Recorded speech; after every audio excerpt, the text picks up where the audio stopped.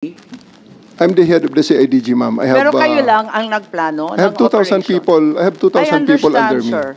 I understand, General, and we respect the CIDG for its outstanding track record. Kaya lang, tinatanong ko lang, kasi sinabi ninyo na iba-ibang grupo ang nagkumpune ng task force o kung ano man ang tawag doon, na iba-ibang bahagi ng PNP, hindi lang naman CIDG, kasi ayaw ninyong tawagin ng CIDG operation. Sino-sino pa ang kasama sa planning dito sa anticipation ng ICC warrant? Thank you very much for the praises to the CIDG, ma'am, first and foremost. Ako rin, ma'am, ang naglabas ng mga request na ito po ang mga components na kailangan, ang mga makakailangan ko at ma-engage just in case na ito ay it will come down. So if you have seen, meron doon mga Special Action Force, kasi nga, ni-request ko ang mga yon. I requested them through the Chief PNP. Sir, I need Special Action Force. I also need the NCRPO to stand by on alert na ang kanilang mga civil disturbance management ay mag-ready rin just in case na magkaroon ng mga rally, magkaroon ng mga mass movements, ready rin kami So kahit papano, hindi totoo na walang plano? Kasi may anticipation ka na eh. At saka nananawagan ka na sa iba't ibang tropa? Definitely. We are denying that plan from the context of being sinister and really plotting against the former president. It's not like that. We are just making sure that the PNP will be up to its mandate of protecting the peace and order and the well-being of the citizens, even though this an event as controversial as this goes down. So Chief Marbil, tama ba inauthorize ninyo na tawagan yung iba't ibang pangkat ng PNP si General Torre? Siya nang namahala ng lahat. Ma'am, ako po ang in charge po ng Philippine National Police. I just ordered General Torre to prepare. Yun po yung contingency natin. Kasi we heard from the news coming from the former president that there will be an ICC. Pero iba-iba na yung mga grupo na tinatawagan niya, hindi na si IGG lang. That's ma'am, dun sa atin sa ano natin, meron po yung power ng CIDG that's really to help from other units po.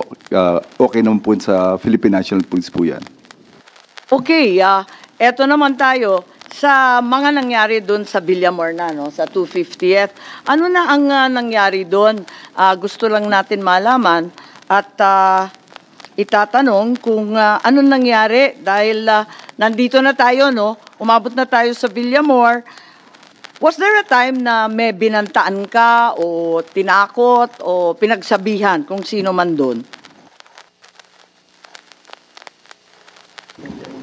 At the end of the day, ma'am, everything that happened in the 250th wing is for the purpose of bringing the former president to the plane peacefully. So, nandun yung continuum on the application of forces. So, nandun yung pakiusap muna na ginawa namin simula pa nang siya ay ma-take into custody up to nang isasakay na siya. So, continuum forces, pakiusap and everything.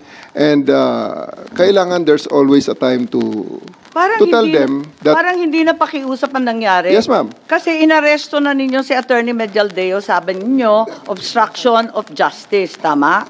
Force continuum, ma'am. At sinabi ninyo doon sa last hearing natin, under oath, sinabi naman ninyo na talagang hinandcuff ninyo at binasahan na ninyo ng Miranda, because tama? On the force continuum, ma'am, pataas ang application of force. Pinakiusap ko, 10 oras na nakikiusap, hindi masunod, and alas 12 na, mag-alas 10 na, lilipad ng aeroplano. Pero teka, in-elevate ko ng konti. So, I became forceful at that time. Okay. Pero ang tanong, bakit inaresto? May paghadlang ba sa proseso ng batas? May tunay ba na obstruction of justice? May panahon ba na pinigilan ni E.S. Medialdea kung sino man testigo na magsalita? Binago ba niya? Sinira ba niya yung mga dokumento? Tinago ba niya ang makakatakas na suspect? Lahat ng obstruction of justice, may pekeng pangalan ba na binigay? Pinagtatanggal niya na paglitis ng isang krimen, lahat ba yun? Talagang obstruction of justice. Alin bahagi dyan ng obstruction? Ang specific po ng ginawa ni E.S. Medialdea para siya ay aking arestuhin sa obstruction of justice, he prevented me from taking physical custody of President Duterte so that he can be boarded on the bus that will bring him on the plane. Yun, ma'am. Kaya part yun. I read him his right. Kaya pataas na pataas, ma'am, ang level ng... So talaga How did he prevent you? Kasi ang nakita ko naman, naglagay lang naman siya ng upuan dun para upuan ng dating Pangulo. He is placing himself between me and the former president, ma'am. Umarang siya. Kaya ba niyang harangan yon? Daan-daan pulis ang kasama mo? Ako, ma'am, ang personal na hinarang niya, which is kailangan ko siyang alisin so that I can actually order my men to take custody of the former president and bring him to The Hague. Ang dami-dami po ninyo. May kakayahan ba o kapangyarihan si E.S. Medialdea na hadlangan ka at yung libo-libong kapulisan na dalhin si PRRD sa Hague? Yes, ma'am. Kasi nung nandun siya, hindi namin nagawa. Pero inaresto ko siya, nagawa namin, ma'am. Tama ba yun? Klaro ba kayo na ang ginawa lang, ang sinabi nyo sa last hearing, ang sabi ninyo, he was blocking my way, preventing us. He placed another chair at the side of the president for the former president to sit. Yun lang, naglagay lang ng upuan. Obstruction of justice na ba yan? Opo, ma'am. Kasi, ma'am, kung hindi siya umalis doon, hindi namin talaga maisakay sa bus si former president. Kaya nga... Dahil lang sa isang upuan?